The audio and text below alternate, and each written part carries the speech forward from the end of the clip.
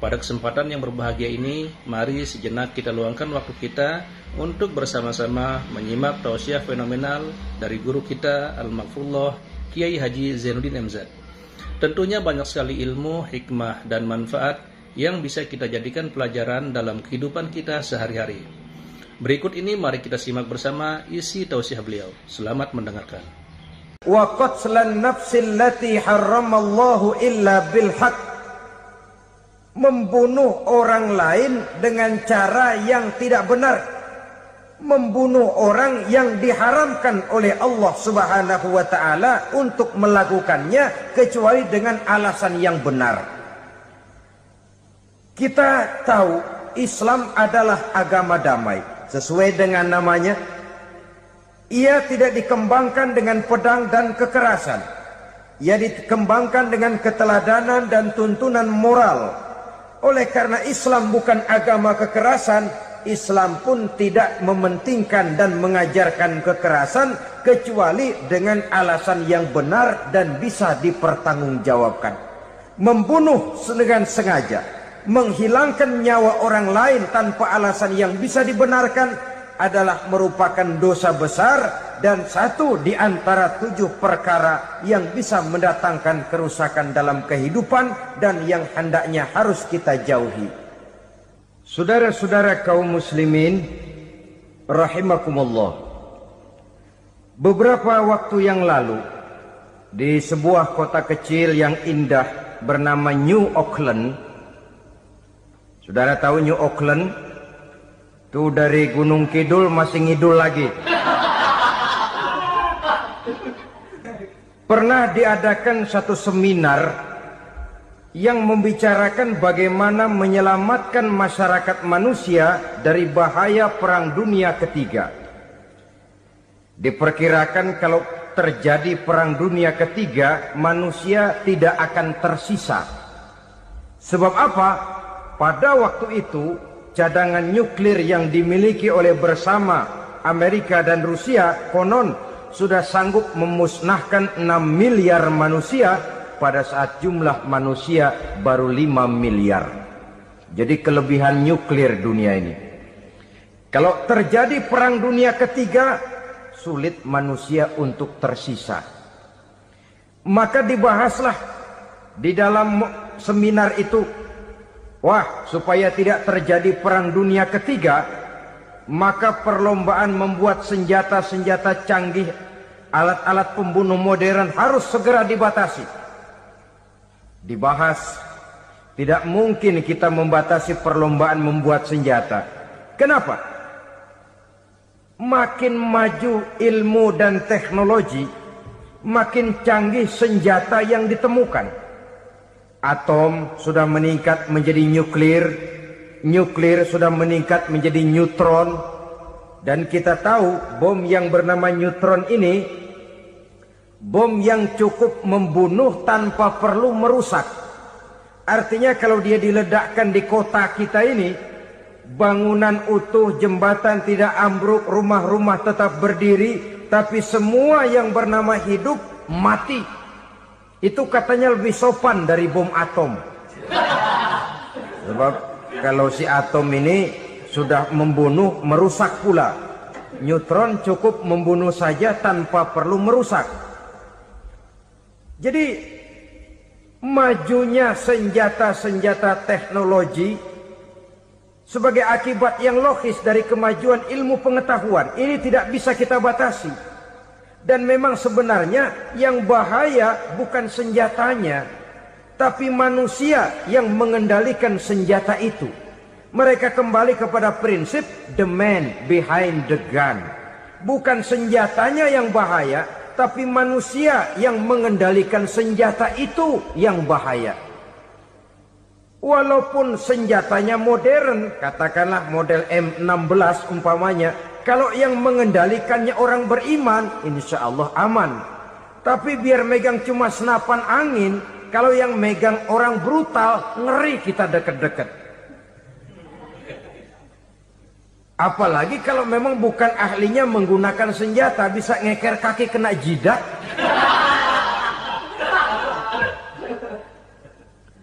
Mereka kembali kepada prinsip lama yang tetap baru. Bukan senjatanya yang harus dibatasi, manusia yang mengendalikan senjata itu yang perlu dibicarakan. Nah, kalau begitu, agar manusia tidak mempergunakan senjata sewenang-wenang, apa yang harus kita lakukan?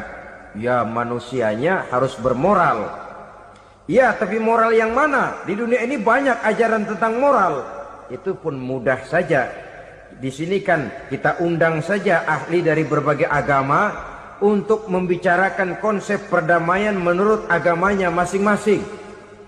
Baik, setuju itu, setuju. Maka tampillah para ahli agama, mereka kembali kepada prinsip moral daripada konsep yang terkandung di dalam ajaran agama untuk menegakkan perdamaian. Mula-mula naiklah ahli dari agama Hindu, dibacakan konsep perdamaian menurut ajaran agama Hindu, bahwa untuk damai manusia harus meninggalkan nafsu keduniaannya, menempuh samsara dan sebagainya untuk mencapai nirwana, menjauhi kemegahan dan kemewahan dunia.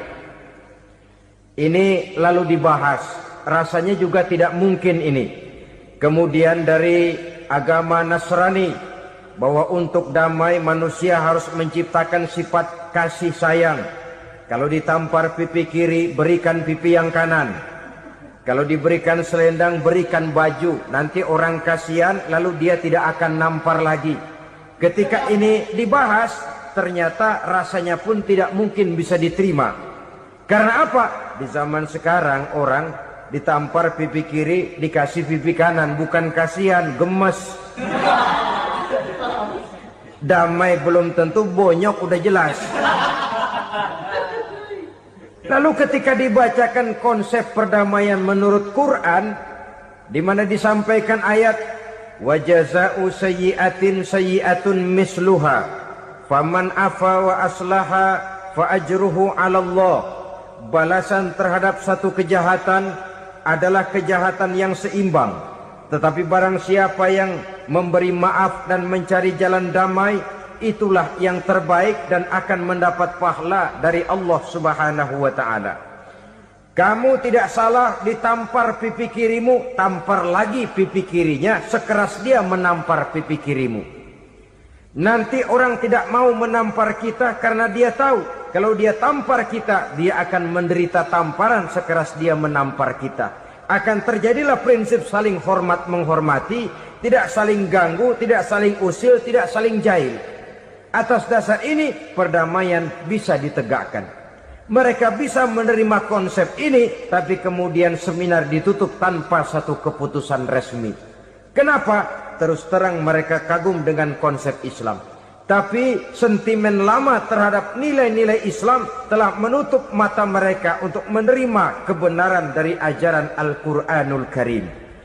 Saudara-saudara kaum muslimin rahimakumullah. Kembali kita kepada persoalan pokok. Roh adalah dari Allah. Dia akan kembali kepada Allah. Milik mutlak dari Allah. Tidak pantas kita merampasnya dari orang lain. Tidak wajar kita menghilangkannya tanpa alasan yang dibenarkan oleh agama. Di zaman sekarang, akibat persaingan hidup yang makin tajam, lapangan kerja yang makin sulit, tensi ekonomi yang makin tinggi, atau karena nilai moral yang makin rendah, atau juga karena rapuhnya pegangan orang kepada agama, nyawa rasanya sudah sedemikian murahnya. Berbagai kasus membuat berdiri bulu roma kita. Ada mayit, ada manusia dipotong 6, dicincang macam kambing. Ada yang dipotong 5, ada yang dipotong 13, dikardusin, dibuang ke tempat sampah. Inna lillahi wa inna ilaihi raji'un. Gejala apa ini? Kanibalisme. Manusia sudah demikian sadisnya, manusia sudah sedemikian buasnya, sehingga sesama manusia diperlakukan seperti hewan. Padahal hewan sendiri belum pernah macan makan macan, bagaimanapun buasnya macan. Belum pernah serigala memakan serigala, bagaimanapun brutalnya serigala. Tetapi manusia makan manusia di zaman sekarang kadang jadi kenyataan dalam kehidupan kita. Kadang persoalannya remeh saja. Soal uang 200 perak, pisau bicara, nyawa melayang. Soal rokok sebatang, celurit bicara, nyawa melayang. Soal-soal yang sama sekali tidak prinsip, begitu mudah kita menghilangkan nyawa orang lain. Padahal Nabi pernah memperingatkan, apabila dua orang muslim sudah berkelahi dan berbunuh-bunuhan, al-qatil wal maktul finnar, yang membunuh dan yang terbunuh dua-duanya neraka. Sahabat heran, ya Rasul, kalau yang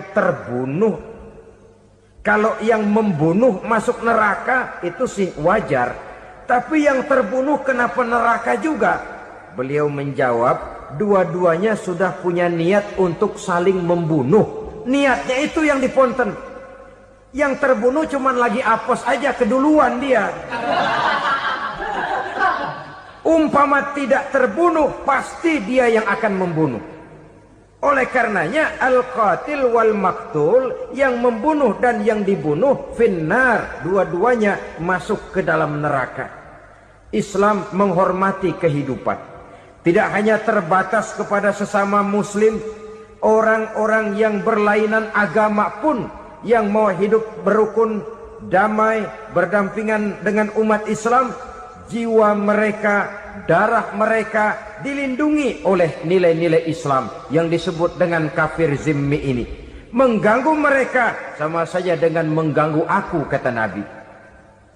Jadi oleh karena itu, sayangilah sesama. Kehidupan adalah anugerah Allah, bukan wewenang kita untuk mencabutnya dari orang lain, bukan wewenang kita untuk merampas dan menghilangkannya dari orang lain. Apa yang tidak enak terjadi pada diri kita, begitu pula lah apabila terjadi pada diri orang lain. Sehingga Nabi mengatakan, la yu'minu ahadukum hatta yuhibba li akhihi ma yuhibbu li nafsihi. Belum dikatakan beriman seseorang kamu apabila dia belum mencintai saudaranya seperti ia mencintai dirinya sendiri. Apa yang enak dirasakan oleh orang lain, enak juga dirasakan oleh dia. Mengukur orang lain dengan diri sendiri. Kalau orang lain tanpa salah saya fitnah, kalau saya tanpa salah difitnah orang, enak apa enggak? Enggak, orang lain juga begitu. Kalau orang lain tanpa salah saya tempeleng kepalanya, enak apa tidak? Tidak. Orang lain juga begitu. Yang tidak enak terjadi pada diri kita, tentu tidak enak juga kalau terjadi pada orang lain. Mengukur orang lain dengan diri sendiri, sehingga tidak timbul sifat egois, tidak menari di atas bangkai orang lain, tidak mendirikan kebahagiaan di atas untayan air mata orang lain. Sehingga dengan demikian saudara-saudara, dia bisa menghormati kehidupan, menghormati orang lain sebagaimana dia ingin dihormati. Untuk menghancurkan nilai-nilai iman, dibanjiri kita dengan paham-paham yang merusak dan mendangkalkan akidah. Baik ia bernama materialisme, baik ia bernama sekularisme, baik ia bernama banjirnya maksiat dan munkarat, baik ia bernama banjirnya peradaban dan kebudayaan yang menghancurkan moral daripada anak-anak kita. Sedikit demi sedikit melenturkan dan melunturkan nilai-nilai keimanan kita, untuk kemudian pada waktunya nilai iman itu akan bertukar dan berganti menjadi nilai syirik kepada Allah Subhanahu wa ta'ala. Atau pada sisi lain, menjadikan yang selain Allah sebagai tujuan akhir daripada kehidupan kita. Sedangkan kita sama-sama maklum bahwa di dalam pandangan agama Islam, dosa yang tidak berampun, dosa yang terbesar, termasuk dalam kategori bapak moyangnya dosa, tidak lain adalah syirik, yakni menyekutukan Allah Subhanahu wa ta'ala.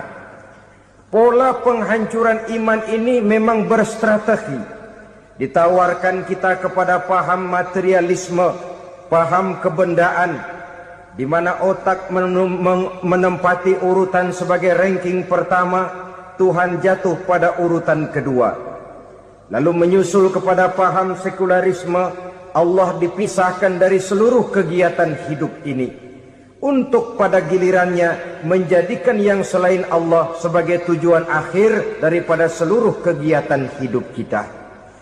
Oleh karenanya, kewajiban menjaga nilai-nilai iman ini merupakan kewajiban yang mulia tetapi berat, tidak hanya untuk kita, tetapi juga bagaimana mewariskannya kepada anak-anak kita, generasi yang akan datang.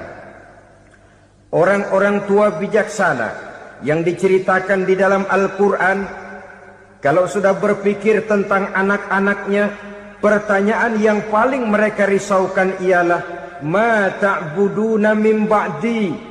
Anakku, kalau pada satu saat aku, ayahmu sudah tidak ada lagi di dunia ini, meninggalkan kamu semua, ma ta'buduna min ba'di? Apa yang akan kamu sembah, nak? Jikalau sekarang ayahmu masih mau ke masjid, masih mau melakukan rukuk dan sujud, masih beribadah menyembah Allah Subhanahu wa ta'ala, kalau orang tuamu sudah tidak ada, ma ta'buduna min ba'di? Masihkah engkau mau datang ke masjid? Masihkah engkau mau rukuk dan sujud? Masihkah engkau mau menyembah Allah Subhanahu wa ta'ala? Pertanyaan ini yang dipikirkan oleh Nabi Yakub kepada putra-putranya. Pertanyaan ini yang diteruskan oleh Nabi Ibrahim kepada anak-anaknya. Pertanyaan ini yang diwariskan oleh generasi ulama salafus saleh kepada para generasi berikutnya. Bagaimana kita generasi sekarang? Kita orang-orang tua sekarang bukan berfikir ma ta'buduna min ba'di, malah yang kita fikirkan ma ta'kuluna min ba'di. Kalau bapak tidak ada nanti kamu makan apa, nak? Perkara kamu nyembah apa, urusan nomor 18. Yang penting kamu nanti hidup bisa makan, nak. Maka kita sibuk mewariskan harta kepada anak-anak kita. Kita sibuk mewariskan kebun dan tanah kepada anak-anak kita. Kita sibuk mewariskan pabrik kepada anak-anak kita, sementara kita lupa mewariskan intan yang paling mahal, mewariskan mutiara yang paling berharga, yaitu nilai iman kepada Allah Subhanahu wa ta'ala. Alangkah baiknya apabila warisan harta, warisan tanah dan kebun, warisan rumah dan pabrik didasari lebih dahulu dengan mewariskan nilai iman kepada Allah Subhanahu wa ta'ala. Sebagai orang-orang tua, kita boleh bersedih kalau anak kita tidak mengerti komputer. Kita boleh bersedih kalau anak kita tidak mengerti matematika. Kita boleh bersedih kalau anak kita tidak mengerti bahasa Inggris.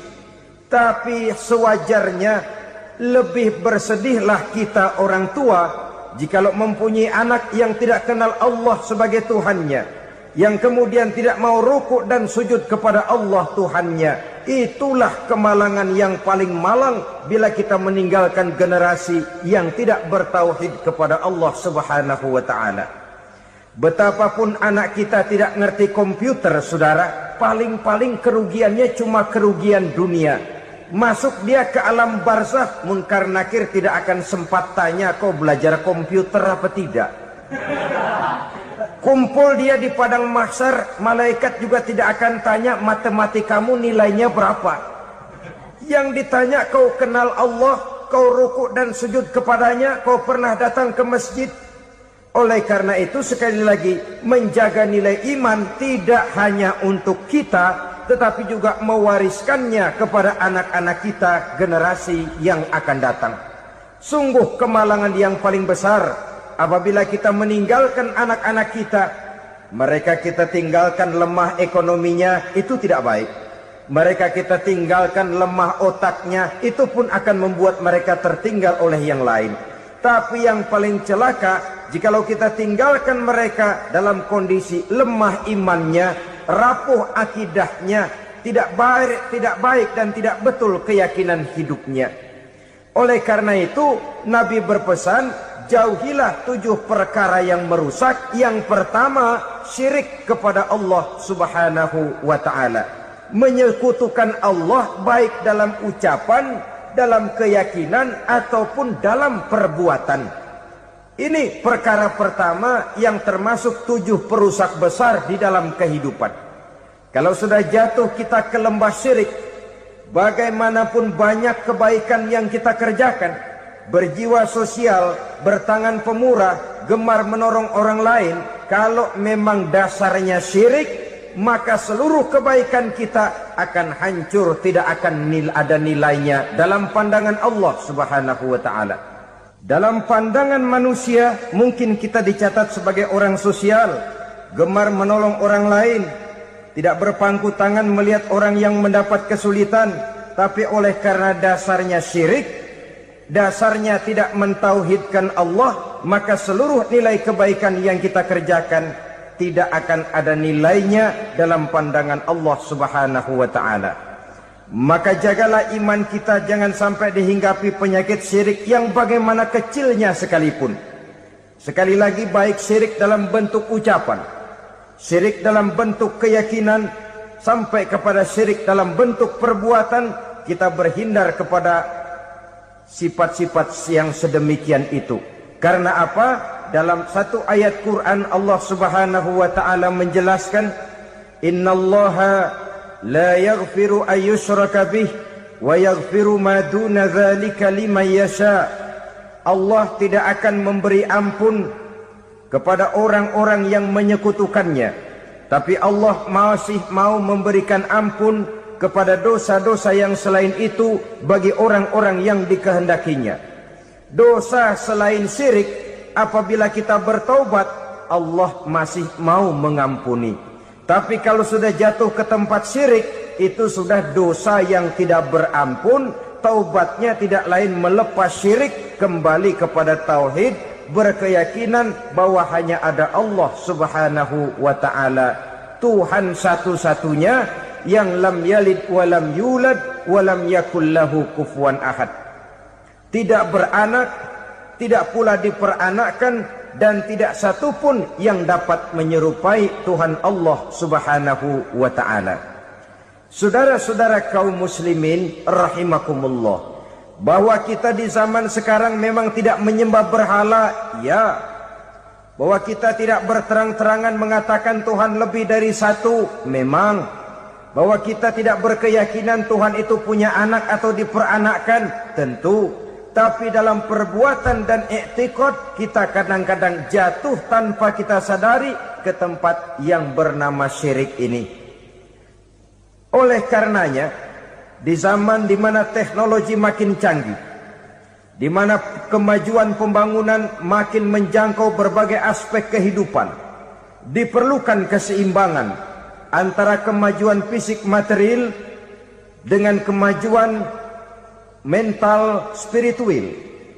Apabila tidak ada keseimbangan, yang terwujud tentulah kepincangan, yang diawali dengan pincangnya cara kita berpikir, sehingga pada akhirnya akan mengarah kepada pincangnya cara kita berbuat dan bertindak di dalam kehidupan kita. Masya Allah, sangat luar biasa tausiah yang sudah disampaikan oleh guru kita Al-Makfullah Kiai Haji Zainuddin MZ. Sahabat beriman yang dimuliakan Allah, tetaplah di channel ini karena kajian ini belum selesai dan masih banyak lagi hal-hal menarik yang akan disampaikan beliau. Selamat mendengarkan. Oleh karena itu, Nabi berpesan, jauhilah sifat syirik, karena syirik merupakan dosa yang teramat besar. Ini sifat merusak yang pertama. Yang kedua, kata Nabi, wasihra, jauhilah sihir. Sihir ini juga termasuk perkara yang merusak kehidupan. Kita semua sama-sama maklum bahwa sihir sebenarnya bukan persoalan baru. Sejak sebelum datang Islam, sihir itu sudah ada. Di zaman Yunani kuno, sihir ada. Di zaman Mesir kuno, di zaman Cina kuno, dan yang lain-lain yang serba kuno, sihir itu sudah ada. Bahkan para nabi pun, para rasul yang diutus oleh Allah Subhanahu wa taala, senantiasa berhadapan dengan ahli-ahli sihir untuk menguji kebenaran dari misi yang mereka bawa. Sihir adalah perbuatan di luar kebiasaan yang bisa dikerjakan oleh ahlinya dengan bantuan jin atau setan. Hukum mempelajari sihir adalah haram, mengamalkannya lebih haram lagi. Sebab itu saudara-saudara, sihir merupakan perbuatan merusak yang harus kita jauhi. Ciri-ciri daripada perbuatan sihir, pertama, ia mengandung tipuan, bayangan khayal. Di zaman Nabi Musa misalnya, orang melihat tambang-tambang itu seperti ular. Nabi Musa melayangkan tongkatnya menjadi ular-ular besar yang memakan ular-ular kecil ciptaan tukang-tukang sihir Fir'aun tadi. Lalu sihir bisa terjadi dengan bantuan jin kafir atau setan. Kemudian ciri yang ketiga, sifatnya halus dan tersembunyi. Taruh kata ada seorang ahli sihir yang mempergunakan ayat-ayat Quran sebagai jompa-jampe, sebagai baca-bacaan, itu cuma sekedar kedok. Tujuannya tidak lain menjadikan agama sebagai kedok untuk membenarkan cara yang dimurkai oleh Allah Subhanahu wa ta'ala. Satu hadis yang diriwayatkan oleh Imam Bazar dan Tabrani, Nabi berpesan, "Laisa minna man tatayyara lahu au takahhana au tukuhhina lahu au sahira lahu." Tidak termasuk ke dalam golonganku, kata Nabi. Tidak termasuk umatku. Siapa mereka? Man tatayyara lahu, orang yang bertatoyur. Apa tatoyur itu? Dari kalimat toyaro, artinya terbang. Toir biasa diartikan dengan burung. Tatoyaro percaya kepada suara-suara burung. Man tatayyara lahu, mempercayai, meyakini dengan benar-benar kepada suara beburungan. Kan suka ada itu, nah bunyi burung tuh, maling liwat. Maling liwat. Burung bunyi, maling liwat. Itu termasuk tatayyara lahu, percaya kepada suara burung. Kan aneh kalau suara orang nggak dipercaya, suara burung malah dipercaya. Ada ustadz ceramah, kiai ngaji, nggak mau didengerin, burung dengerin bener. Nah, suaranya dari sebelah mana? Belah kulon. Nah, itu tandanya ano. Habis dihitung-hitung. Itu termasuk tatayyara lahu. Au takahana, atau bertenung, au tukuhina, atau minta ditenungkan, au sahirolahu, atau melakukan perbuatan sihir atau minta disihirkan. Laisa minna, tidak termasuk ke dalam golonganku, kata Nabi. Sehingga dengan demikian saudara-saudara, menghadapi sihir dengan sihir sekalipun termasuk perbuatan yang tidak diajarkan oleh agama. Kita kan mempelajari sihir untuk jaga diri. Tidak apa-apa, yang dilarang mengamalkannya, dilarang juga mempelajarinya. Sebab orang kalau sudah mengetahui, biasanya lalu terangsang untuk mencoba. Kalau percobaannya berhasil, biasanya terangsang untuk coba lagi dan coba lagi. Pada akhirnya ketagihan, lalu beralih menjadi profesi, apalagi itu nanti bisa mendatangkan hasil uang. Saudara-saudara kaum muslimin rahimakumullah, kita manusia makhluk nyata. Kita hidup di alam nyata, terikat oleh sunnatullah, causality. Oleh karenanya, bagi kita keyakinan yang penuh, keikhlasan di dalam bertuhankan Allah, penyerahan diri sepenuhnya hanya kepadanya, itu sudah merupakan obat penangkal yang sangat ampuh agar kita tidak terkena penyakit-penyakit yang dibuat oleh setan dan para pembantunya.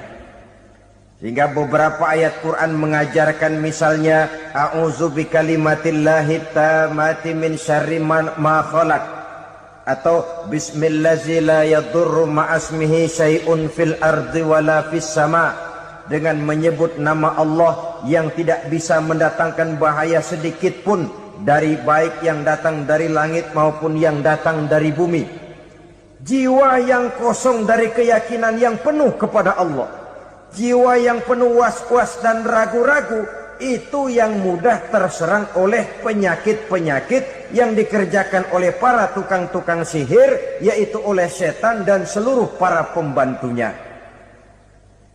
Kemudian hadis kedua yang diriwayatkan oleh Imam Ibnu Hibban, Nabi bersabda, la yadkhulul jannata mudminu khamrin wala mu'minu bisihrin wala qati'u rahmin.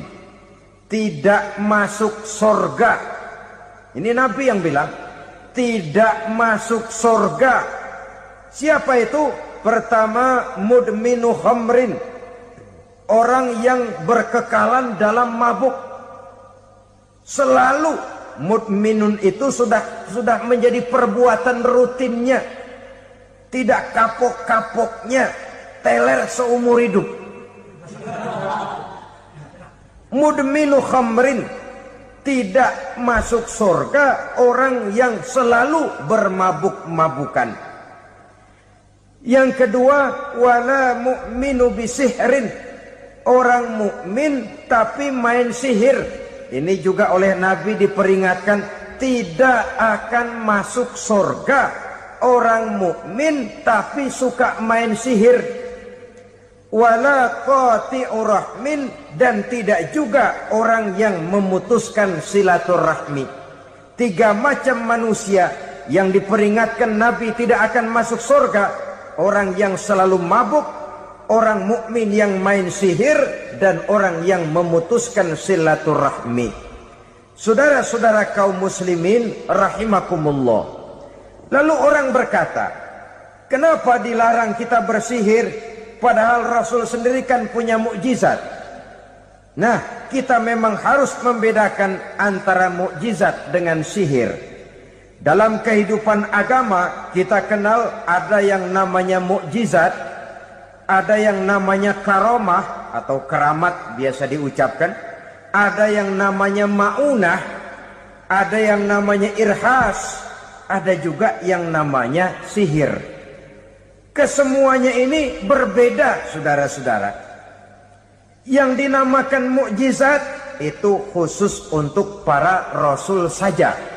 Satu kejadian luar biasa yang terjadi dilakukan oleh rasul atas izin dari Allah Subhanahu wa taala. Perbedaannya dengan sihir jelas. Sihir dari setan, mukjizat dari Allah. Sihir bisa dipelajari, mukjizat tidak.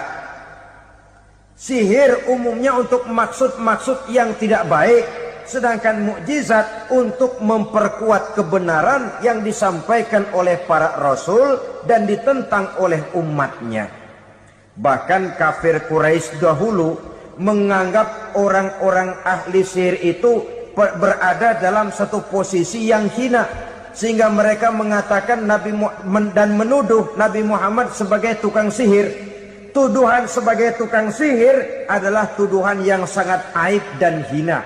Di tengah masyarakat kufar jahiliyah, kedudukan tukang sihir dipandang sebagai kedudukan yang hina, sehingga mereka mengejek Nabi dengan sebutan tukang sihir. Jadi mukjizat hanya untuk Rasul saja. Kemudian karomah. Karomah ini asal kata dari karomah, kehormatan, kemuliaan yang diberikan Allah kepada hamba-hambanya yang rajin mendekatkan diri kepadanya. Oleh karena ketekunannya melaksanakan ibadah, Allah memberikan keistimewaan kepada orang itu, yang dengan keistimewaannya dia bisa mengerjakan yang tidak bisa dikerjakan oleh orang lain.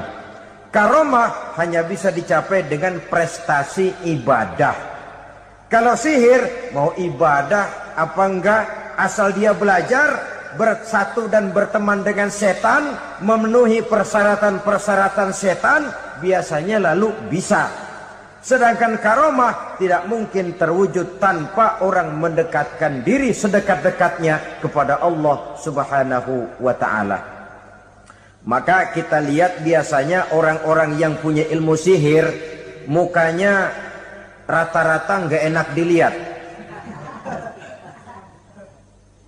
Kumuh, jauh dari air wudhu, jauh dari sujud kepada Allah, malah berteman dengan setan, menjadi pelayan-pelayannya setan. Saudara-saudara, adapun maunah, keistimewaan yang diberikan Allah kepada hamba-hambanya yang belum sampai kepada tingkat wali, tapi orang itu lebih banyak kebaikannya daripada kesalahannya. Umpamanya, saudara jalan bertiga di pinggir jalan, saudara ada pada posisi di tengah, lalu bertiga ini ketabrak mobil. Menurut perhitungan saudara mati lebih dahulu, tapi terjadi hal yang aneh, dua teman saudara mati, saudara malah cuma luka dan lecet sedikit saja. Apa itu? Kalau kita lebih banyak kebaikannya daripada kesalahannya, itu yang dinamakan maunah, pertolongan yang diberikan Allah kepada hamba-hambanya yang lebih banyak kebaikannya daripada kesalahannya. Sedangkan yang dinamakan irhas, kejadian luar biasa pada diri seseorang pada waktu dia masih kecil, yang menunjukkan tanda-tanda keistimewaannya. Itu umumnya pada para nabi pada usia kecilnya sudah ada irhas, tanda-tanda istimewa. Jelas baik mukjizat, karomah, maunah maupun irhas berbeda dengan sihir. Sihir ini jelas saja merupakan bantuan dan persekutuan antara manusia dengan setan.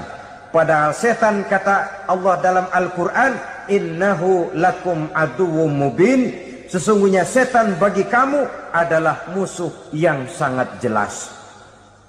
Saudara-saudara kaum muslimin rahimakumullah, di zaman sekarang dalam menghadapi beban kehidupan yang makin pelik, menghadapi stres yang tidak kunjung selesai, menghadapi persoalan-persoalan yang teramat berat, orang sering mencari jalan keluar kepada hal-hal yang menurut pendapatnya bisa meringankan beban moralnya itu. Pergilah dia mencari sesuatu yang dapat meringankan bebannya. Dan tidak jarang yang jatuh ke pangkuan tukang-tukang tenung, ke pangkuan tukang-tukang sihir, yang mereka itu oleh Quran dijelaskan kadzabal munajjimun walau sodaku. Tukang-tukang tenung, tukang-tukang sihir, mereka itu bohong walaupun benar. Maksudnya bohong walaupun benar, artinya kalau yang mereka kerjakan benar, itu sih kebenaran. Benar dengan kebenaran itu lain. Kebenaran, kebetulan bisa, tapi tidak untuk selalu. Apalagi kalau itu sudah membahayakan kehidupan orang lain. Jadi oleh karena itu Nabi berpesan, jauhilah daripada sihir. Kalau sudah jauhilah dari sihir, artinya ya jauhilah daripada mempelajarinya, jauhilah daripada bergaul dengan orang-orang yang ahli di bidang itu, karena dari pergaulan segalanya bisa menular. Baiklah saudara, ini yang kedua. Yang ketiga pesan Nabi, wa qatlan nafsil lati harramallahu illa bil haqq, membunuh orang lain dengan cara yang tidak benar, membunuh orang yang diharamkan oleh Allah Subhanahu wa taala untuk melakukannya kecuali dengan alasan yang benar. Kita tahu Islam adalah agama damai, sesuai dengan namanya. Ia tidak dikembangkan dengan pedang dan kekerasan. Ia dikembangkan dengan keteladanan dan tuntunan moral. Oleh karena Islam bukan agama kekerasan, Islam pun tidak mementingkan dan mengajarkan kekerasan kecuali dengan alasan yang benar dan bisa dipertanggungjawabkan. Membunuh dengan sengaja, menghilangkan nyawa orang lain tanpa alasan yang bisa dibenarkan, adalah merupakan dosa besar dan satu di antara 7 perkara yang bisa mendatangkan kerusakan dalam kehidupan dan yang hendaknya harus kita jauhi. Saudara-saudara kaum muslimin rahimakumullah, beberapa waktu yang lalu di sebuah kota kecil yang indah bernama New Auckland. Saudara tahu New Auckland? Itu dari Gunung Kidul masih ngidul lagi. Pernah diadakan satu seminar yang membicarakan bagaimana menyelamatkan masyarakat manusia dari bahaya Perang Dunia Ketiga. Diperkirakan kalau terjadi Perang Dunia Ketiga, manusia tidak akan tersisa. Sebab apa? Pada waktu itu cadangan nuklir yang dimiliki oleh bersama Amerika dan Rusia konon sudah sanggup memusnahkan 6 miliar manusia pada saat jumlah manusia baru 5 miliar. Jadi kelebihan nuklir dunia ini. Kalau terjadi Perang Dunia Ketiga, sulit manusia untuk tersisa. Maka dibahaslah di dalam seminar itu, wah, supaya tidak terjadi Perang Dunia Ketiga, maka perlombaan membuat senjata-senjata canggih, alat-alat pembunuh modern harus segera dibatasi. Dibahas, tidak mungkin kita membatasi perlombaan membuat senjata. Kenapa? Makin maju ilmu dan teknologi, makin canggih senjata yang ditemukan. Atom sudah meningkat menjadi nuklir, nuklir sudah meningkat menjadi neutron, dan kita tahu bom yang bernama neutron ini bom yang cukup membunuh tanpa perlu merusak. Artinya kalau dia diledakkan di kota kita ini, bangunan utuh, jembatan tidak ambruk, rumah-rumah tetap berdiri, tapi semua yang bernama hidup mati. Itu katanya lebih sopan dari bom atom. Sebab kalau si atom ini sudah membunuh, merusak pula. Neutron cukup membunuh saja tanpa perlu merusak. Jadi majunya senjata-senjata teknologi sebagai akibat yang logis dari kemajuan ilmu pengetahuan. Ini tidak bisa kita batasi. Dan memang sebenarnya yang bahaya bukan senjatanya, tapi manusia yang mengendalikan senjata itu. Mereka kembali kepada prinsip the man behind the gun. Bukan senjatanya yang bahaya, tapi manusia yang mengendalikan senjata itu yang bahaya. Walaupun senjatanya modern, katakanlah model M16 umpamanya, kalau yang mengendalikannya orang beriman, insya Allah aman. Tapi biar megang cuma senapan angin, kalau yang megang orang brutal, ngeri kita deket-deket. Apalagi kalau memang bukan ahlinya menggunakan senjata, bisa ngeker kaki kena jidat.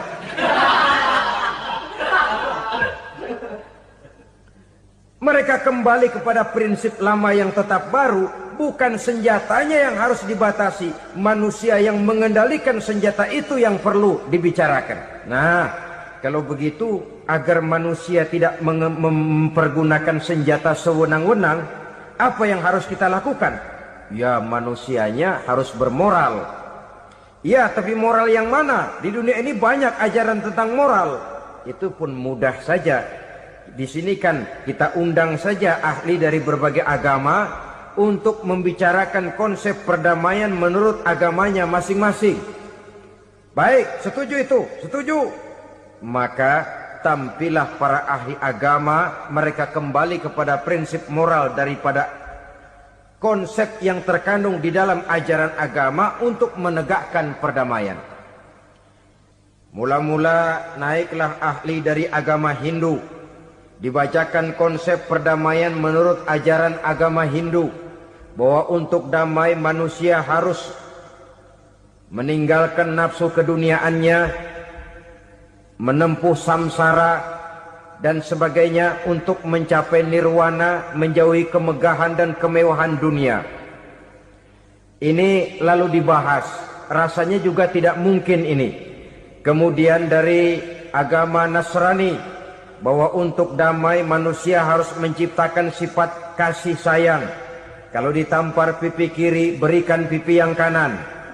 Kalau diberikan selendang, berikan baju. Nanti orang kasihan, lalu dia tidak akan nampar lagi.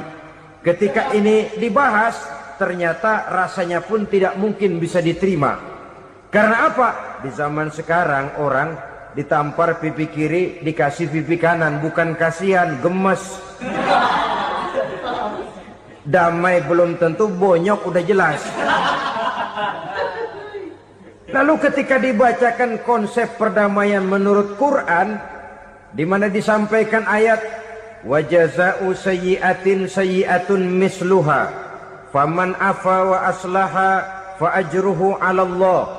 Balasan terhadap satu kejahatan adalah kejahatan yang seimbang. Tetapi barang siapa yang memberi maaf dan mencari jalan damai, itulah yang terbaik dan akan mendapat pahala dari Allah Subhanahu wa ta'ala. Kamu tidak salah ditampar pipi kirimu, tampar lagi pipi kirinya sekeras dia menampar pipi kirimu.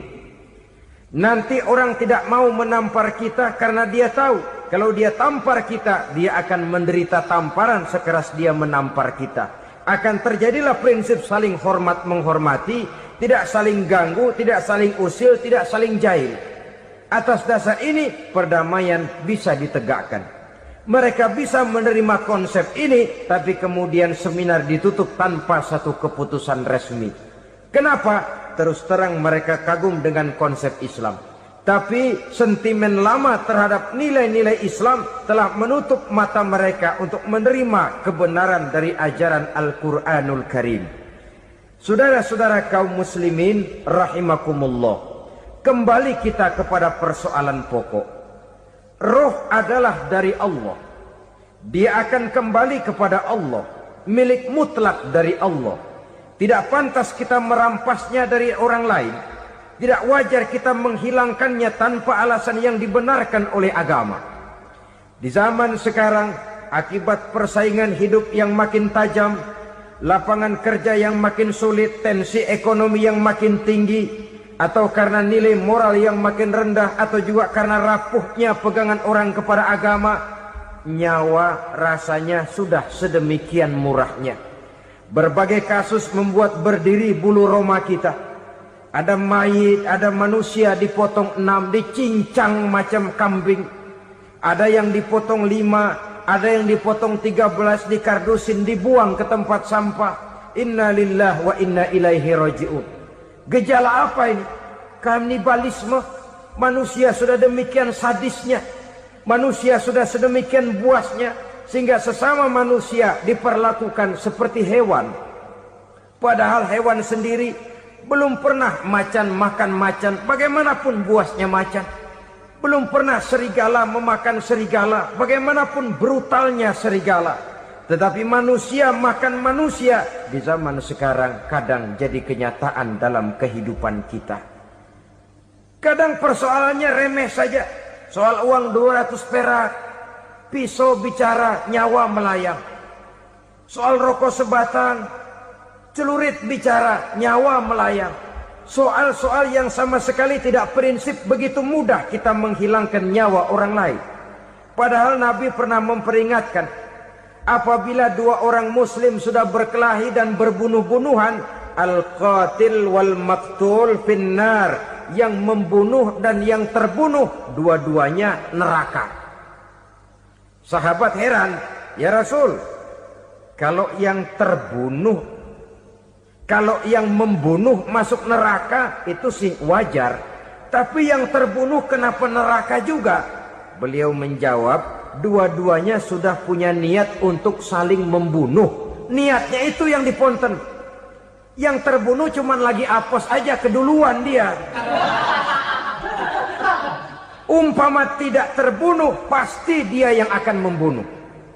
Oleh karenanya al-qatil wal maktul, yang membunuh dan yang dibunuh finnar, dua-duanya masuk ke dalam neraka. Islam menghormati kehidupan.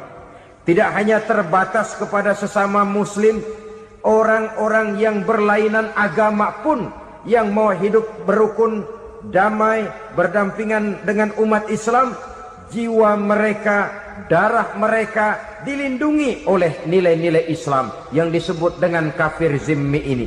Mengganggu mereka sama saja dengan mengganggu aku, kata Nabi. Jadi oleh karena itu, sayangilah sesama.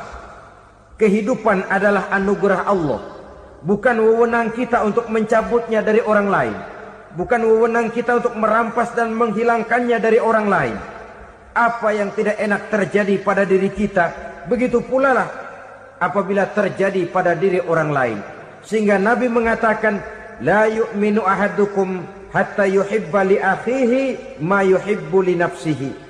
Belum dikatakan beriman seseorang kamu apabila dia belum mencintai saudaranya seperti ia mencintai dirinya sendiri. Apa yang enak dirasakan oleh orang lain, enak juga dirasakan oleh dia. Mengukur orang lain dengan diri sendiri. Kalau orang lain tanpa salah saya fitnah, kalau saya tanpa salah difitnah orang, enak apa enggak? Enggak, orang lain juga begitu. Kalau orang lain tanpa salah saya tempeleng kepalanya, enak apa tidak? Tidak. Orang lain juga begitu. Yang tidak enak terjadi pada diri kita, tentu tidak enak juga kalau terjadi pada orang lain. Mengukur orang lain dengan diri sendiri. Sehingga tidak timbul sifat egois. Tidak menari di atas bangkai orang lain. Tidak mendirikan kebahagiaan di atas untayan air mata orang lain. Sehingga dengan demikian saudara-saudara, dia bisa menghormati kehidupan, menghormati orang lain sebagaimana dia ingin dihormati. Inilah perbuatan ketiga yang merusak, membunuh orang lain dengan yang diharamkan Allah tanpa alasan yang benar. Yang ketiga. Kemudian yang keempat, perbuatan merusak wa aklar riba, makan riba. Hidup adalah tolong menolong. Bahasa kerennya take and give katanya. Saling memberi dan saling menerima. Nabi mengajarkan man kuraba kurbatan min kurabid dunya karaballahu lahu kurbatan min kurabi yaumal qiyamah. Wallahu fi aunil abdi madamal abdu fi auni akhihi. Siapa yang meringankan beban dari beban-beban yang dirita seseorang di dalam kehidupan dunia, Allah akan meringankan bebannya daripada beban-beban yang harus dipikulnya di hari kiamat nanti. Wallahu fi aunil abdi madamal abdu fi auni akhihi. Allah senantiasa akan menolong seorang hamba selama hamba itu masih mau menolong saudaranya. Allah selalu akan menolong seorang hamba selama hamba itu masih mau menolong saudaranya. Apabila kita sudah berpangku tangan terhadap kesulitan orang lain, biasanya pun pada saat kita mendapat kesulitan, kita akan sulit juga memperoleh pertolongan. Nah, riba alias renten, kedoknya adalah menolong orang, tapi sama juga bulu buntutnya dilepas, palanya dicekek. Menolong orang pada akhirnya menjadi beban bagi seseorang. Dan memang mencari orang-orang yang berada dalam posisi kesulitan. Biasanya di daerah-daerah di mana musim paceklik jadi lapangan kerja sulit, sedangkan urusan perut tidak bisa ditunda. Akhirnya orang terjebak ke dalam rentenir, ke dalam riba, ke dalam renten. Bunga berbunga, sehingga satu saat jumlah bunganya bisa lebih besar dari jumlah pinjaman pokoknya. Kemudian kalau juga ternyata tidak bisa dibayar, rumah jadi taruhan. Memang rumah satu-satunya, begitu rumah ditarik mulain camping. Bukankah pada akhirnya akan mewariskan kesengsaraan? Oleh karena itu, kepada kita berusahalah jangan berhubungan dengan rentenir, jangan makan renten dan riba. Kepada mereka yang melaksanakan riba, walaupun mendatangkan keuntungan materi, tapi percayalah harta yang didapat dengan jalan riba tidak akan membawa keberkahan. Manakala tidak membawa keberkahan, dia tidak akan mendatangkan ketenangan di dalam kehidupan kita. Oleh karenanya, memakan harta riba termasuk perbuatan yang merusak sendi-sendi kehidupan sosial, merusak kehidupan orang lain, merusak kehidupan masyarakat, tetangga, pergaulan, dan sebagainya. Yang kelima, wa akla malil yatim, memakan harta anak yatim dengan cara yang zalim. Nih, memang lezat. Anak yatim itu nggak tahu urusan apa-apa. Kita diamanahkan untuk mengurusinya. Kadang-kadang dibentuklah panitia penyantunan yatim piatu. Yatimnya mah tetap kelaparan, panitianya yang pada gendut.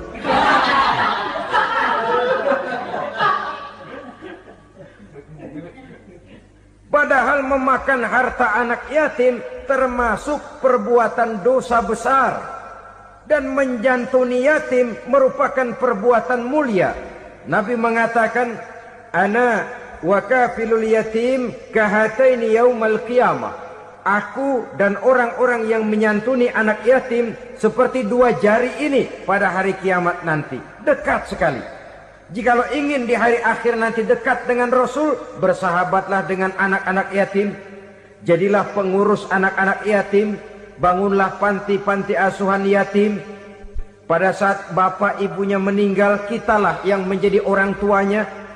Bahkan sedemikian besar perhatian Islam terhadap anak-anak yatim ini, sehingga Quran memberikan peringatan, ara'aital ladzi yukadzibu bid-din fadzalikal ladzi yad'ul yatim wa la yahuddu ala ta'amil miskin. Tahukah kamu siapa orang yang mendustakan agama, beragama tapi dianggap dusta, solatnya dusta, puasanya dusta karena agamanya sudah berdusta. Siapa mereka? Fadzalikal ladzi yad'ul yatim, orang yang menyia-nyiakan anak yatim, wala yahuddu ala ta'amil miskin, dan tidak pernah memberi makan kepada orang-orang yang menderita kemiskinan. Menyia-nyiakan, meninggalkan anak yatim termasuk perbuatan yang divonis kita sebagai orang yang mendustakan agama. Saudara-saudara kaum muslimin rahimakumullah, maka sangat dicela mengeksploitir anak-anak yatim, menjadikan mereka sebagai kedok untuk mencari kekayaan pribadi. Tetapi jikalau ikhlas, ganjarannya sangat besar, nilai pahalanya sangat besar. Menyantuni yatim tidak hanya setahun sekali. Kalau Muharram pakai istilah lebaran yatim, dibentuklah panitia, diberilah beras, uang 45.000 rupiah, alhamdulillah. Tapi jangan lupa, si yatim tidak hidup cuma satu hari. Dia tidak hidup cuma di bulan Muharram saja, dia hidup 12 bulan dalam setahun. Sebagaimana anak-anak yang lain, dia juga berhak punya masa depan. Dia juga berhak menikmati bangku sekolah. Dia berhak mengenyam arti dan makna pendidikan. Dia berhak membekali diri dengan ilmu dan pengetahuan seperti halnya anak-anak yang lain. Maka kita yang diberikan keluasan oleh Allah, ingatlah itu. Bersahabatlah dengan anak-anak yatim, santuni mereka. Perkara setahun sekali di bulan Muharram, alhamdulillah, itu bagus, bin Thayyib alias baik. Tapi tentu dan tentu sekali lagi, si yatim tidak hanya hidup di bulan Muharram. Dia hidup 12 bulan dalam setahun, 24 jam di dalam sehari. Oleh karenanya, menyia-nyiakan mereka pada saat posisi kita memang mampu, akan memojokkan kita dalam satu posisi di mana kita dianggap sebagai orang yang mendustakan agama. Memakan harta anak yatim dengan cara yang zolim.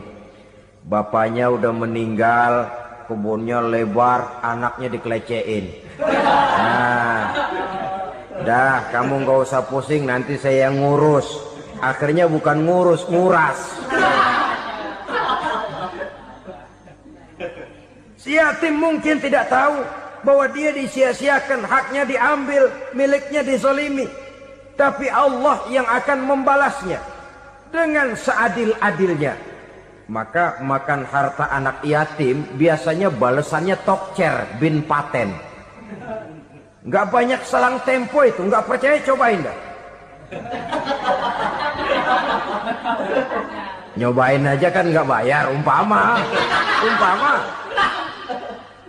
Memakan harta anak yatim dengan cara yang zalim, ganjarannya biasanya kontan. Kenapa?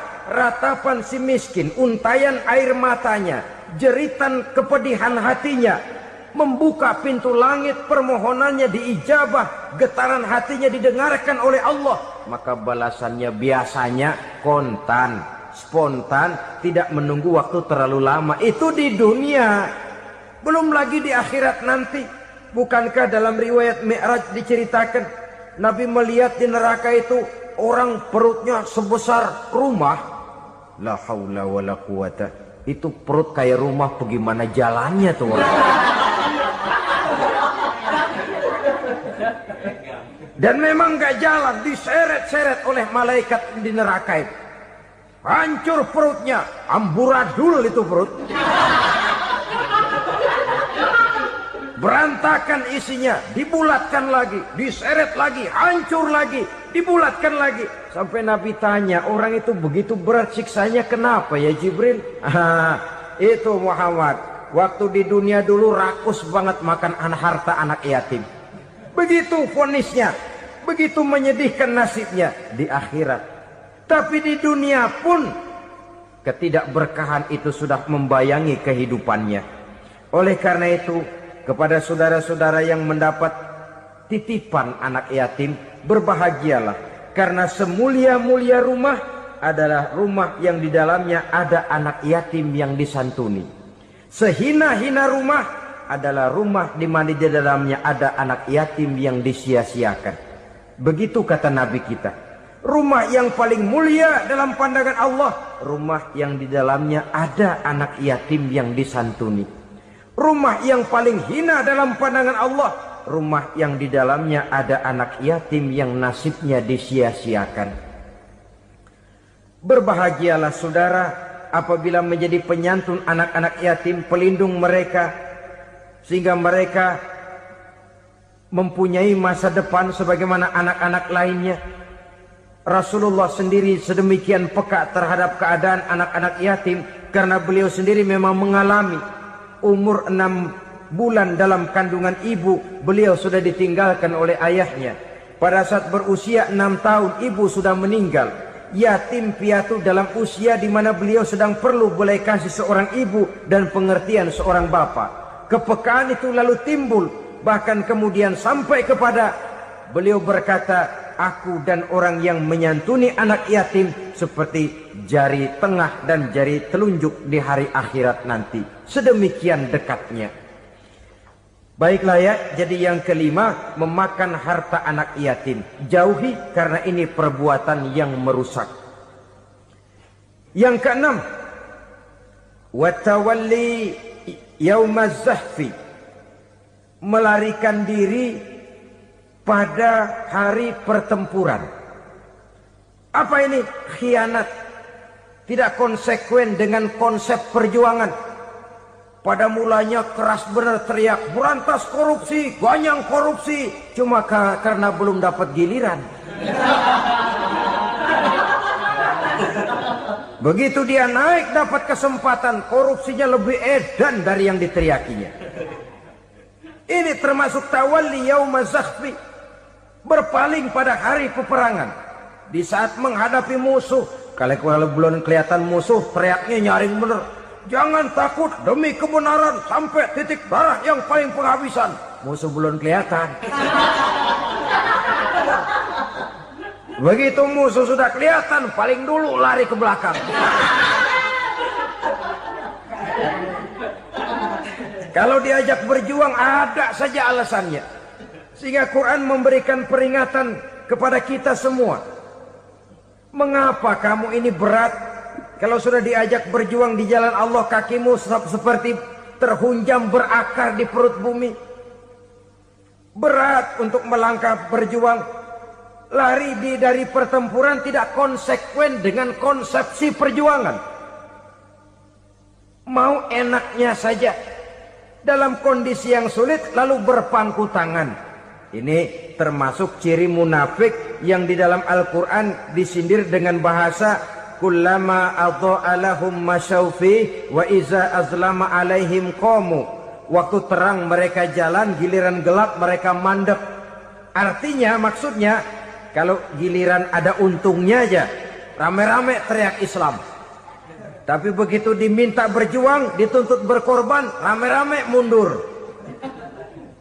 Waktu dilihat di Islam ada untungnya, rame-rame teriak Islam. Pak, saya Islam banget, Pak. KTP saya Islam, Pak. Pokoknya Islam banget dah. Tapi ketika diminta berjuang, dituntut sedikit berkorban, rame-rame mengundurkan diri. Tahun 65 PKI berontak. Waduh, waktu itu jadi orang Islam untung itu. Nggak dikejar-kejar, aman. Masjid rame, mobil-mobil mewah parkir di depan musola dan masjid. Kenapa? Waktu itu asal udah ke masjid aman. Islam selamat, untung. Tapi begitu keadaan aman, yang parkir di musola sepeda butut melulu.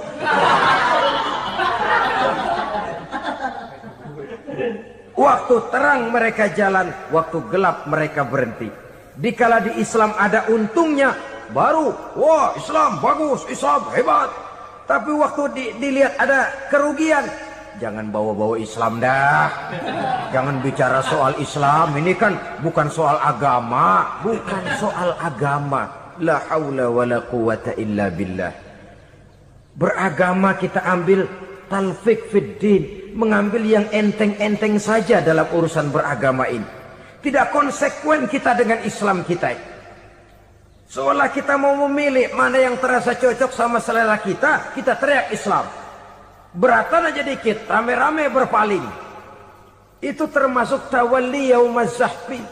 Para pengkhianat mental-mental hipokrit. Alhamdulillahirrabbilalamin. Demikianlah tausiah penuh ilmu, hikmah dan manfaat yang sudah kita dengarkan bersama dari guru kita Al-Mafrullah Kiai Haji Zainuddin MZ. Sahabat beriman yang dimuliakan Allah, mari kita doakan guru kita, semoga beliau diampuni segala dosa-dosanya dan dilapangkan kuburnya. Dan buat sahabat semua yang sudah setia menyimak tausiah ini sampai selesai, saya ucapkan terima kasih banyak. Doa dan harapan saya semoga sahabat semua selalu diberikan kesehatan, dimudahkan segala urusannya dan dilancarkan rezekinya. Amin ya rabbal alamin. Demikian yang dapat saya bagikan, kurang lebihnya mohon maaf. Sampai bertemu lagi di kajian berikutnya. Wabillahi taufik wal hidayah, waridho wal inayah. Wassalamualaikum warahmatullahi wabarakatuh. Setelah kita mendengarkan bersama tausiah penuh ilmu dan hikmah yang sudah disampaikan oleh guru kita Al-Mafrullah Kiai Haji Zainuddin MZ, sekarang mari kita lanjutkan aktivitas kita masing-masing. Semoga apa yang sudah disampaikan oleh beliau menjadi ilmu yang bermanfaat dalam kehidupan kita sehari-hari. Selamat beraktivitas buat sahabat semua dan sukses selalu. Sampai bertemu lagi di kajian Ar-Rozak 313 berikutnya. Wassalamualaikum warahmatullahi wabarakatuh. Bismillahirrahmanirrahim. Assalamualaikum warahmatullahi wabarakatuh. Alhamdulillahi wa kafa, wassalatu wassalamu ala rasulillahil mustafa, wa ala alihi wa sahbihi wa manihtada, amma ba'du. Sahabat beriman yang dimuliakan Allah, syukur alhamdulillah kita bertemu lagi di channel Ar-Rozak 313. Pada kesempatan yang berbahagia ini, mari sejenak kita luangkan waktu kita untuk bersama-sama menyimak tausiah fenomenal dari guru kita Al-Mafrullah Kiai Haji Zainuddin MZ. Tentunya banyak sekali ilmu, hikmah, dan manfaat yang bisa kita jadikan pelajaran dalam kehidupan kita sehari-hari. Berikut ini mari kita simak bersama isi tausiah beliau. Selamat mendengarkan. Wa qatlan nafsil lati harramallahu illa bil haq. Membunuh orang lain dengan cara yang tidak benar. Membunuh orang yang diharamkan oleh Allah Subhanahu wa ta'ala untuk melakukannya kecuali dengan alasan yang benar. Kita tahu Islam adalah agama damai. Sesuai dengan namanya, ia tidak dikembangkan dengan pedang dan kekerasan. Ia dikembangkan dengan keteladanan dan tuntunan moral. Oleh karena Islam bukan agama kekerasan, Islam pun tidak mementingkan dan mengajarkan kekerasan kecuali dengan alasan yang benar dan bisa dipertanggungjawabkan. Membunuh dengan sengaja, menghilangkan nyawa orang lain tanpa alasan yang bisa dibenarkan adalah merupakan dosa besar dan satu di antara 7 perkara yang bisa mendatangkan kerusakan dalam kehidupan dan yang hendaknya harus kita jauhi. Saudara-saudara kaum muslimin rahimakumullah, beberapa waktu yang lalu di sebuah kota kecil yang indah bernama New Auckland. Saudara tahu New Auckland? Itu dari Gunung Kidul masih ngidul lagi. Pernah diadakan satu seminar yang membicarakan bagaimana menyelamatkan masyarakat manusia dari bahaya Perang Dunia Ketiga. Diperkirakan kalau terjadi Perang Dunia Ketiga, manusia tidak akan tersisa. Sebab apa? Pada waktu itu, cadangan nuklir yang dimiliki oleh bersama Amerika dan Rusia konon sudah sanggup memusnahkan 6 miliar manusia pada saat jumlah manusia baru 5 miliar. Jadi kelebihan nuklir dunia ini. Kalau terjadi Perang Dunia Ketiga, sulit manusia untuk tersisa. Maka dibahaslah di dalam seminar itu, wah, supaya tidak terjadi Perang Dunia Ketiga, maka perlombaan membuat senjata-senjata canggih, alat-alat pembunuh modern harus segera dibatasi. Dibahas, tidak mungkin kita membatasi perlombaan membuat senjata. Kenapa? Makin maju ilmu dan teknologi, makin canggih senjata yang ditemukan. Atom sudah meningkat menjadi nuklir, nuklir sudah meningkat menjadi neutron, dan kita tahu bom yang bernama neutron ini bom yang cukup membunuh tanpa perlu merusak. Artinya kalau dia diledakkan di kota kita ini, bangunan utuh, jembatan tidak ambruk, rumah-rumah tetap berdiri, tapi semua yang bernama hidup mati. Itu katanya lebih sopan dari bom atom. Sebab kalau si atom ini sudah membunuh, merusak pula. Neutron cukup membunuh saja tanpa perlu merusak. Jadi majunya senjata-senjata teknologi sebagai akibat yang logis dari kemajuan ilmu pengetahuan ini tidak bisa kita batasi.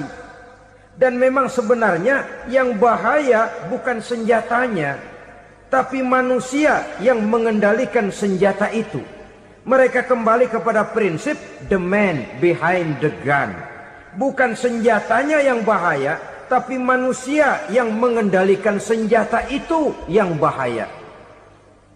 Walaupun senjatanya modern, katakanlah model M16 umpamanya, kalau yang mengendalikannya orang beriman, insya Allah aman. Tapi biar megang cuma senapan angin, kalau yang megang orang brutal, ngeri kita deket-deket. Apalagi kalau memang bukan ahlinya menggunakan senjata, bisa ngeker kaki kena jidat.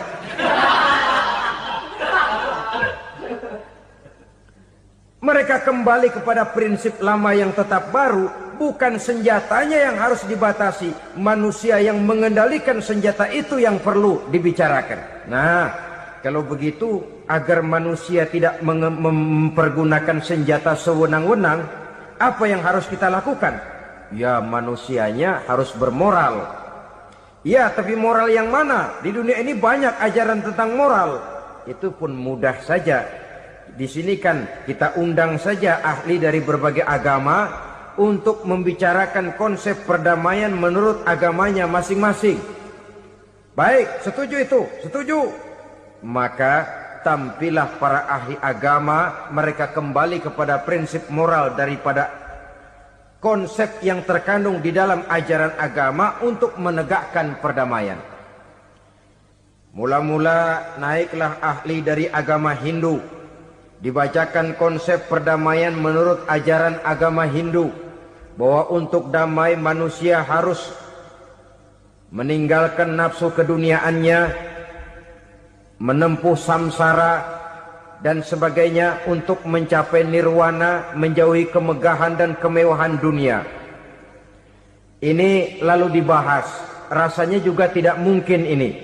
Kemudian dari agama Nasrani, bahwa untuk damai manusia harus menciptakan sifat kasih sayang. Kalau ditampar pipi kiri, berikan pipi yang kanan. Kalau diberikan selendang, berikan baju. Nanti orang kasihan, lalu dia tidak akan nampar lagi. Ketika ini dibahas, ternyata rasanya pun tidak mungkin bisa diterima. Karena apa? Di zaman sekarang orang ditampar pipi kiri, dikasih pipi kanan. Bukan kasihan, gemes. Damai belum tentu, bonyok udah jelas. Lalu ketika dibacakan konsep perdamaian menurut Quran, di mana disampaikan ayat wa jazaa'u sayyi'atin sayyi'atun misluha faman afa wa aslaha fa ajruhu 'ala Allah. Balasan terhadap satu kejahatan adalah kejahatan yang seimbang, tetapi barang siapa yang memberi maaf dan mencari jalan damai, itulah yang terbaik dan akan mendapat pahala dari Allah Subhanahu wa ta'ala. Kamu tidak salah ditampar pipi kirimu, tampar lagi pipi kirinya sekeras dia menampar pipi kirimu. Nanti orang tidak mau menampar kita karena dia tahu kalau dia tampar kita, dia akan menderita tamparan sekeras dia menampar kita. Akan terjadilah prinsip saling hormat menghormati, tidak saling ganggu, tidak saling usil, tidak saling jahil. Atas dasar ini perdamaian bisa ditegakkan. Mereka bisa menerima konsep ini, tapi kemudian seminar ditutup tanpa satu keputusan resmi. Kenapa? Terus terang mereka kagum dengan konsep Islam, tapi sentimen lama terhadap nilai-nilai Islam telah menutup mata mereka untuk menerima kebenaran dari ajaran Al-Quranul Karim. Saudara-saudara kaum muslimin rahimakumullah, kembali kita kepada persoalan pokok. Roh adalah dari Allah. Dia akan kembali kepada Allah, milik mutlak dari Allah. Tidak pantas kita merampasnya dari orang lain. Tidak wajar kita menghilangkannya tanpa alasan yang dibenarkan oleh agama. Di zaman sekarang, akibat persaingan hidup yang makin tajam, lapangan kerja yang makin sulit, tensi ekonomi yang makin tinggi, atau karena nilai moral yang makin rendah, atau juga karena rapuhnya pegangan orang kepada agama, nyawa rasanya sudah sedemikian murahnya. Berbagai kasus membuat berdiri bulu roma kita. Ada mayit, ada manusia dipotong 6, dicincang macam kambing. Ada yang dipotong 5, ada yang dipotong 13, dikardusin, dibuang ke tempat sampah. Inna lillahi wa inna ilaihi raji'un. Gejala apa ini? Kanibalisme. Manusia sudah demikian sadisnya, manusia sudah sedemikian buasnya, sehingga sesama manusia diperlakukan seperti hewan. Padahal hewan sendiri belum pernah macan makan macan, bagaimanapun buasnya macan. Belum pernah serigala memakan serigala, bagaimanapun brutalnya serigala. Tetapi manusia makan manusia di zaman sekarang kadang jadi kenyataan dalam kehidupan kita. Kadang persoalannya remeh saja. Soal uang 200 perak, pisau bicara, nyawa melayang. Soal rokok sebatang, celurit bicara, nyawa melayang. Soal-soal yang sama sekali tidak prinsip, begitu mudah kita menghilangkan nyawa orang lain. Padahal Nabi pernah memperingatkan, apabila dua orang muslim sudah berkelahi dan berbunuh-bunuhan, al-qatil wal maktul finnar, yang membunuh dan yang terbunuh dua-duanya neraka. Sahabat heran, ya Rasul, kalau yang terbunuh Kalau yang membunuh masuk neraka itu sih wajar, tapi yang terbunuh kenapa neraka juga? Beliau menjawab, dua-duanya sudah punya niat untuk saling membunuh. Niatnya itu yang diponten. Yang terbunuh cuman lagi apes aja, keduluan dia. Umpama tidak terbunuh, pasti dia yang akan membunuh. Oleh karenanya al-qatil wal maktul, yang membunuh dan yang dibunuh finnar, dua-duanya masuk ke dalam neraka. Islam menghormati kehidupan, tidak hanya terbatas kepada sesama muslim, orang-orang yang berlainan agama pun yang mau hidup berukun, damai, berdampingan dengan umat Islam, jiwa mereka, darah mereka dilindungi oleh nilai-nilai Islam yang disebut dengan kafir zimmi ini. Mengganggu mereka sama saja dengan mengganggu aku, kata Nabi.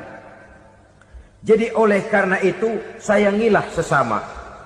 Kehidupan adalah anugerah Allah, bukan wewenang kita untuk mencabutnya dari orang lain, bukan wewenang kita untuk merampas dan menghilangkannya dari orang lain. Apa yang tidak enak terjadi pada diri kita, begitu pula lah apabila terjadi pada diri orang lain. Sehingga Nabi mengatakan, la yu'minu ahadukum hatta yuhibba li akhihi ma yuhibbu li nafsihi. Belum dikatakan beriman seseorang kamu apabila dia belum mencintai saudaranya seperti ia mencintai dirinya sendiri. Apa yang enak dirasakan oleh orang lain, enak juga dirasakan oleh dia. Mengukur orang lain dengan diri sendiri. Kalau orang lain tanpa salah saya fitnah, kalau saya tanpa salah difitnah orang, enak apa enggak? Enggak, orang lain juga begitu. Kalau orang lain tanpa salah saya tempeleng kepalanya, enak apa tidak? Tidak. Orang lain juga begitu. Yang tidak enak terjadi pada diri kita, tentu tidak enak juga kalau terjadi pada orang lain. Mengukur orang lain dengan diri sendiri, sehingga tidak timbul sifat egois, tidak menari di atas bangkai orang lain, tidak mendirikan kebahagiaan di atas untayan air mata orang lain. Sehingga dengan demikian saudara-saudara, dia bisa menghormati kehidupan, menghormati orang lain sebagaimana dia ingin dihormati. Untuk menghancurkan nilai-nilai iman, dibanjiri kita dengan paham-paham yang merusak dan mendangkalkan akidah. Baik ia bernama materialisme, baik ia bernama sekularisme, baik ia bernama banjirnya maksiat dan munkarat, baik ia bernama banjirnya peradaban dan kebudayaan yang menghancurkan moral daripada anak-anak kita, sedikit demi sedikit melenturkan dan melunturkan nilai-nilai keimanan kita, untuk kemudian pada waktunya nilai iman itu akan bertukar dan berganti menjadi nilai syirik kepada Allah Subhanahu wa ta'ala. Atau pada sisi lain, menjadikan yang selain Allah sebagai tujuan akhir daripada kehidupan kita. Sedangkan kita sama-sama maklum bahwa di dalam pandangan agama Islam, dosa yang tidak berampun, dosa yang terbesar, termasuk dalam kategori bapak moyangnya dosa, tidak lain adalah syirik, yakni menyekutukan Allah Subhanahu wa ta'ala. Pola penghancuran iman ini memang berstrategi. Ditawarkan kita kepada paham materialisme, paham kebendaan, di mana otak menempati urutan sebagai ranking pertama, Tuhan jatuh pada urutan kedua. Lalu menyusul kepada paham sekularisme, Allah dipisahkan dari seluruh kegiatan hidup ini, untuk pada gilirannya menjadikan yang selain Allah sebagai tujuan akhir daripada seluruh kegiatan hidup kita. Oleh karenanya, kewajiban menjaga nilai-nilai iman ini merupakan kewajiban yang mulia tetapi berat, tidak hanya untuk kita, tetapi juga bagaimana mewariskannya kepada anak-anak kita, generasi yang akan datang. Orang-orang tua bijaksana yang diceritakan di dalam Al-Quran, kalau sudah berpikir tentang anak-anaknya, pertanyaan yang paling mereka risaukan ialah, ma ta'buduna min ba'di. Anakku, kalau pada satu saat aku, ayahmu sudah tidak ada lagi di dunia ini, meninggalkan kamu semua, ma ta'buduna min ba'di, apa yang akan kamu sembah nak? Jikalau sekarang ayahmu masih mau ke masjid, masih mau melakukan rukuk dan sujud, masih beribadah menyembah Allah Subhanahu wa ta'ala, kalau orang tuamu sudah tidak ada, ma ta'buduna min ba'di, masihkah engkau mau datang ke masjid? Masihkah engkau mau rukuk dan sujud? Masihkah engkau mau menyembah Allah Subhanahu wa ta'ala? Pertanyaan ini yang dipikirkan oleh Nabi Yakub kepada putra-putranya. Pertanyaan ini yang diteruskan oleh Nabi Ibrahim kepada anak-anaknya. Pertanyaan ini yang diwariskan oleh generasi ulama salafus saleh kepada para generasi berikutnya. Bagaimana kita generasi sekarang? Kita orang-orang tua sekarang bukan berfikir ma ta'buduna min ba'di, malah yang kita fikirkan ma ta'kuluna min ba'di. Kalau bapak tidak ada nanti kamu makan apa nak? Perkara kamu nyembah apa urusan nomor 18. Yang penting kamu nanti hidup bisa makan nak. Maka kita sibuk mewariskan harta kepada anak-anak kita. Kita sibuk mewariskan kebun dan tanah kepada anak-anak kita. Kita sibuk mewariskan pabrik kepada anak-anak kita. Sementara kita lupa mewariskan intan yang paling mahal, mewariskan mutiara yang paling berharga, yaitu nilai iman kepada Allah Subhanahu wa ta'ala. Alangkah baiknya apabila warisan harta, warisan tanah dan kebun, warisan rumah dan pabrik didasari lebih dahulu dengan mewariskan nilai iman kepada Allah Subhanahu wa ta'ala. Sebagai orang-orang tua, kita boleh bersedih kalau anak kita tidak mengerti komputer. Kita boleh bersedih kalau anak kita tidak mengerti matematika. Kita boleh bersedih kalau anak kita tidak mengerti bahasa Inggris. Tapi sewajarnya lebih bersedihlah kita orang tua jikalau mempunyai anak yang tidak kenal Allah sebagai Tuhannya, yang kemudian tidak mau rukuk dan sujud kepada Allah Tuhannya. Itulah kemalangan yang paling malang bila kita meninggalkan generasi yang tidak bertauhid kepada Allah Subhanahu wa ta'ala. Betapapun anak kita tidak ngerti komputer, saudara, paling-paling kerugiannya cuma kerugian dunia. Masuk dia ke alam barzakh, munkar nakir tidak akan sempat tanya kau belajar komputer apa tidak. Kumpul dia di padang mahsyar, malaikat juga tidak akan tanya matematikamu nilainya berapa. Yang ditanya kau kenal Allah, kau rukuk dan sujud kepadanya, kau pernah datang ke masjid. Oleh karena itu sekali lagi, menjaga nilai iman tidak hanya untuk kita, tetapi juga mewariskannya kepada anak-anak kita generasi yang akan datang. Sungguh kemalangan yang paling besar apabila kita meninggalkan anak-anak kita. Mereka kita tinggalkan lemah ekonominya, itu tidak baik. Mereka kita tinggalkan lemah otaknya, itu pun akan membuat mereka tertinggal oleh yang lain. Tapi yang paling celaka, jikalau kita tinggalkan mereka dalam kondisi lemah imannya, rapuh akidahnya, tidak baik dan tidak betul keyakinan hidupnya. Oleh karena itu Nabi berpesan, jauhilah 7 perkara yang merusak. Yang pertama, syirik kepada Allah Subhanahu wa ta'ala.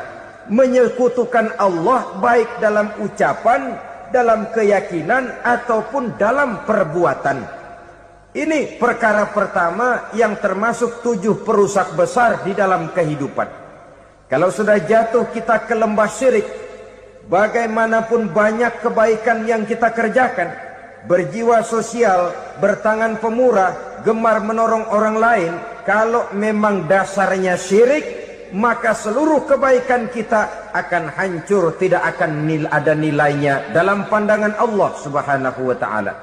Dalam pandangan manusia, mungkin kita dicatat sebagai orang sosial, gemar menolong orang lain, tidak berpangku tangan melihat orang yang mendapat kesulitan.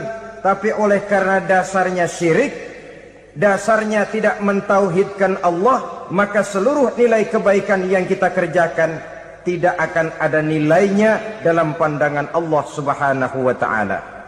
Maka jagalah iman kita jangan sampai dihinggapi penyakit syirik yang bagaimana kecilnya sekalipun. Sekali lagi, baik syirik dalam bentuk ucapan, syirik dalam bentuk keyakinan, sampai kepada syirik dalam bentuk perbuatan, kita berhindar kepada sifat-sifat yang sedemikian itu. Karena apa? Dalam satu ayat Quran Allah Subhanahu wa ta'ala menjelaskan, innallaha la yaghfiru ayyushraka bih wa yaghfiru ma duna dzalika liman yasha. Allah tidak akan memberi ampun kepada orang-orang yang menyekutukannya, tapi Allah masih mau memberikan ampun kepada dosa-dosa yang selain itu bagi orang-orang yang dikehendakinya. Dosa selain syirik, apabila kita bertaubat, Allah masih mau mengampuni. Tapi kalau sudah jatuh ke tempat syirik, itu sudah dosa yang tidak berampun. Taubatnya tidak lain melepas syirik, kembali kepada tauhid, berkeyakinan bahwa hanya ada Allah Subhanahu wa ta'ala, Tuhan satu-satunya yang lam yalid walam yulad walam yakul lahu kufuwan ahad. Tidak beranak, tidak pula diperanakkan, dan tidak satupun yang dapat menyerupai Tuhan Allah Subhanahu wa ta'ala. Saudara-saudara kaum muslimin rahimakumullah, bahwa kita di zaman sekarang memang tidak menyembah berhala, ya. Bahwa kita tidak berterang-terangan mengatakan Tuhan lebih dari satu, memang. Bahwa kita tidak berkeyakinan Tuhan itu punya anak atau diperanakkan, tentu. Tapi dalam perbuatan dan i'tiqad, kita kadang-kadang jatuh tanpa kita sadari ke tempat yang bernama syirik ini. Oleh karenanya, di zaman di mana teknologi makin canggih, di mana kemajuan pembangunan makin menjangkau berbagai aspek kehidupan, diperlukan keseimbangan antara kemajuan fisik material dengan kemajuan mental spiritual. Apabila tidak ada keseimbangan, yang terwujud tentulah kepincangan, yang diawali dengan pincangnya cara kita berpikir, sehingga pada akhirnya akan mengarah kepada pincangnya cara kita berbuat dan bertindak di dalam kehidupan kita. Masya Allah, sangat luar biasa tausiah yang sudah disampaikan oleh guru kita Al-Makfullah Kiai Haji Zainuddin MZ. Sahabat beriman yang dimuliakan Allah, tetaplah di channel ini karena kajian ini belum selesai dan masih banyak lagi hal-hal menarik yang akan disampaikan beliau. Selamat mendengarkan. Oleh karena itu, Nabi berpesan, jauhilah sifat syirik, karena syirik merupakan dosa yang teramat besar. Ini sifat merusak yang pertama. Yang kedua, kata Nabi, wasihra, jauhilah sihir. Sihir ini juga termasuk perkara yang merusak kehidupan. Kita semua sama-sama maklum bahwa sihir sebenarnya bukan persoalan baru. Sejak sebelum datang Islam, sihir itu sudah ada. Di zaman Yunani kuno, sihir ada. Di zaman Mesir kuno, di zaman Cina kuno, dan yang lain-lain yang serba kuno, sihir itu sudah ada. Bahkan para nabi pun, para rasul yang diutus oleh Allah Subhanahu wa ta'ala, senantiasa berhadapan dengan ahli-ahli sihir untuk menguji kebenaran dari misi yang mereka bawa. Sihir adalah perbuatan di luar kebiasaan yang bisa dikerjakan oleh ahlinya dengan bantuan jin atau setan. Hukum mempelajari sihir adalah haram, mengamalkannya lebih haram lagi. Sebab itu saudara-saudara, sihir merupakan perbuatan merusak yang harus kita jauhi. Ciri-ciri daripada perbuatan sihir, pertama, ia mengandung tipuan, bayangan khayal. Di zaman Nabi Musa misalnya, orang melihat tambang-tambang itu seperti ular. Nabi Musa melayangkan tongkatnya menjadi ular-ular besar yang memakan ular-ular kecil ciptaan tukang-tukang sihir Fir'aun tadi. Lalu sihir bisa terjadi dengan bantuan jin kafir atau setan. Kemudian ciri yang ketiga, sifatnya halus dan tersembunyi. Taruh kata ada seorang ahli sihir yang mempergunakan ayat-ayat Quran sebagai jompa-jampe, sebagai baca-bacaan, itu cuma sekedar kedok. Tujuannya tidak lain menjadikan agama sebagai ketok untuk membenarkan cara yang dimurkai oleh Allah Subhanahu wa ta'ala. Satu hadis yang diriwayatkan oleh Imam Bazar dan Tabrani, Nabi berpesan, "Laisa minna man tatayyara lahu au takahhana au tukuhhina lahu au sahira lahu." Tidak termasuk ke dalam golonganku, kata Nabi. Tidak termasuk umatku. Siapa mereka? Man tatayyara lahu, orang yang bertatoyur.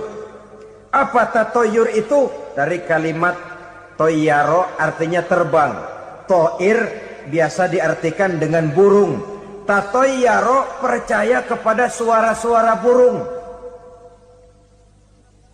Man tatayyara lahu, mempercayai, meyakini dengan benar-benar kepada suara beburungan.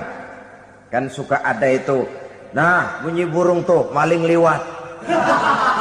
Maling liwat. Burung bunyi, maling liwat. Itu termasuk tatayyara lahu, percaya kepada suara burung. Kan aneh kalau suara orang nggak dipercaya, suara burung malah dipercaya. Ada ustadz ceramah, kiai ngaji, nggak mau didengerin, burung dengerin bener. Nah, suaranya dari sebelah mana? Belah kulon. Nah, itu tandanya ano. Habis dihitung-hitung. Itu termasuk tatayyara lahu.